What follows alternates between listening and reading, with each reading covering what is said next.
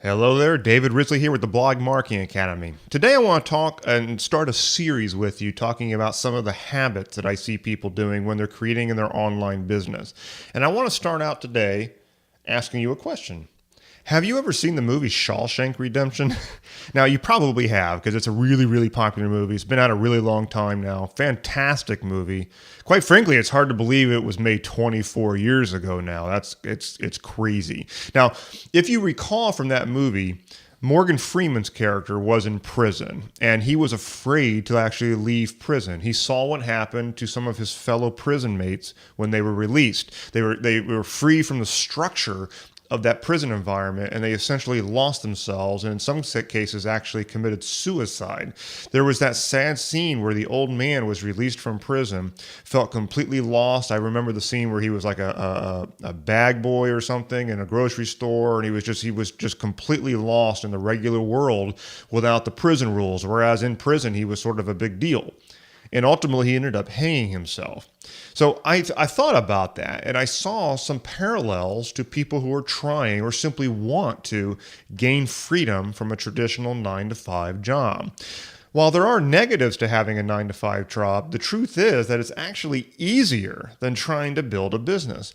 With a job, you live within the confines that are laid out by somebody else. You play by their rules, you do what you're told, and you do it well enough, and a paycheck comes relatively predictably.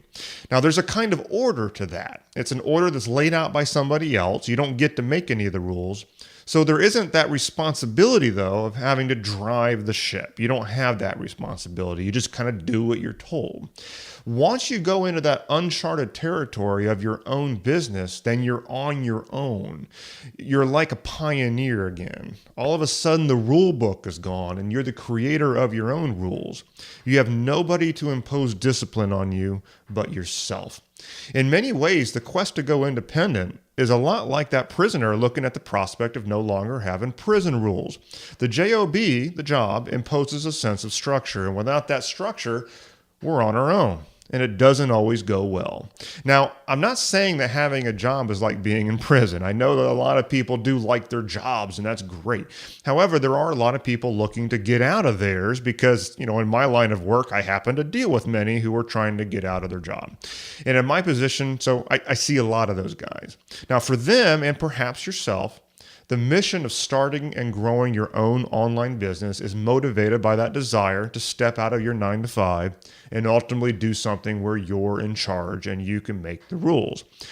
So in my position, I also see that people run into challenges when they do this because it isn't as easy when you're the one making all the decisions. When you're the one responsible for everything, you're responsible for when things go right. You're also responsible for when things don't go right. And regardless of all the training and the support out there, which is available to help you, and that's the business that I'm in here with the Blog Marketing Academy, the truth is that you have to be conducting yourself in a manner which is able to actually make forward progress. All too often, I see people doing certain bad habits and confusing those things for forward progress. The first step is to stop those bad habits, and that requires being aware of what they are. So over the next few episodes of the podcast, I'd like to address some of the most common bad habits that I see when people are trying to make this transition to their own online business. In the end, it often comes down to a simplicity. In order to have what you want, you have to do certain things, okay? And in order to do those things and ultimately have what you want, you have to be a certain kind of person.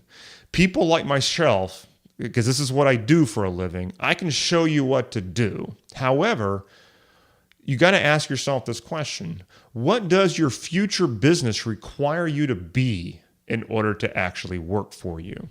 Mindset is a big deal when you're self-employed, and your business or your lack thereof will ultimately be a reflection of you as the founder of that business. And so on that note, I'll see you on the next episode here of Coffee Break Blogging, where we're going to begin to discuss some of those bad habits. I want to discuss some of the things that I see that often trip people up, and perhaps we can talk about some solutions to those things so that if you're trying to make this transition, you have a higher likelihood of getting there.